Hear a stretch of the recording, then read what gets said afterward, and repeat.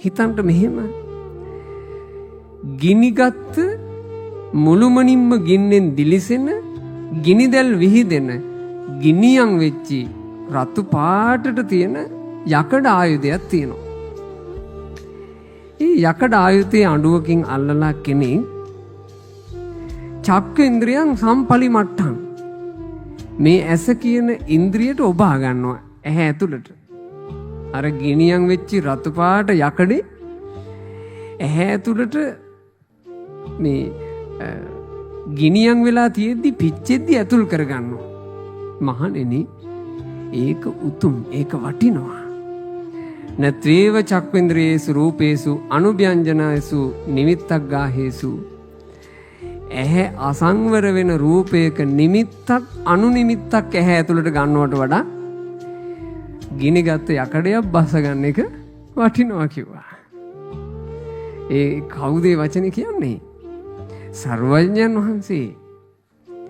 ලෝකේ අවබෝධ කරපු ලෝ සතුන්ගේ සැනසෙල්ල කැමති බුදුරජාණන් වහන්සේ කියනවානේ මහණෙනි ගිනියම් වෙච්ච යකඩයක් තමන්ගේ ඇහැ ඇතුළට බස්ස ගන්න එක වටිනවා. ඇහෙන් කෙලෙස් සහගත නිමිති අනුනිමිති ගන්නවට වඩා. නිමිත්තසාද ගතිතං වා භික්ඛවේ විඥානං තිට්ඨමානං තිට්ඨෙය්‍ය. මහණෙනි යම් කිසි රූපයක නිමිත්තක් අරගෙන ඒ නිමිත්තේ ආස්වාදයට රූපේ ගිජු වුණාට පස්සේ එක්ක ඒ රූපේ කොටසක් ගිජු වුණාට පස්සේ රූපය ආස්වාදනය කර කර ඉන්න විඥානයකින් යමෙක් මලොත් ඒ කෙනාට තියෙන උපත් දෙකයි.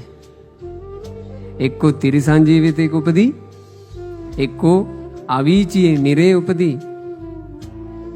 ඒ නිසායි ඔය ආදීනවේ දැකලා මහණෙනි මං කියන්නේ ඇහැ ඇතුළට ගිනියගත්ත යකඩයක් බස්සගත්තොත් වේදනාවක් tie සමහරට මේ ජීවිතේ එතන පැසවලා කුණු වෙලා හෝ එහෙම නැත්නම් අභ්‍යන්තර ලේ ගැලුම් වෙලා හෝ වැඩි කල නොයා මැරෙයි. ඇහැ ඇතුළට යකඩයක් බැහැලා මිනිස්සෙක් මැරුණා කියලා නිරේ යන්නේ. හැබැයි ඇහෙන් ගැත්ත සරාගි නිමිත්තක්, ද්වේෂ සහගත නිමිත්තක්, වෙන කෙලෙස් සහගත නිමිත්තක් එයාව අරගෙන යනවා නිරයට. ඒ නිසා බුදුරජාන් වහන්සේ දේශනා කරනවා ඇහෙන් කෙලෙස් සහගත නිමිති අනුනිමිති අරගෙන ඇහැ අසංවර කරගන්නවාට වඩා හොඳ යයි සිතේ ඇහැ ඇතුළට ගිනියම් වූ යකඩයක් බසගන්න එක. මේ දේශනාව කියවනකොට මට හිතුණා අපි කොච්චර අපි ජීවිතේ සැහැල්ලුවට අරන්ද කියලා. මේ බණපදයක් අහගෙන ඉන්නකොට ඔයාලට මේක බරට දැනුණට අද බණ ටික ඉවර වෙලාම ගෙදර යනකොට පාරේ දකින්න ලැබෙන රූප ගැන මෙහෙම බයක් ඇති වෙනවද? මොකක් හරි ඕන නැති නිමිත්තක් අනු නිමිත්තක්වත් යයිද? අපිට එනවද? නෑනේ.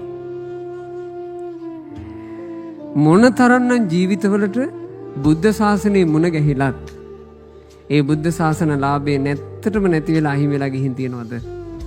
ඔය ඇසින් ඇතුළට ගත්ත ක්ලේශ සහගත නිමිති අනුනිමිති නිසා.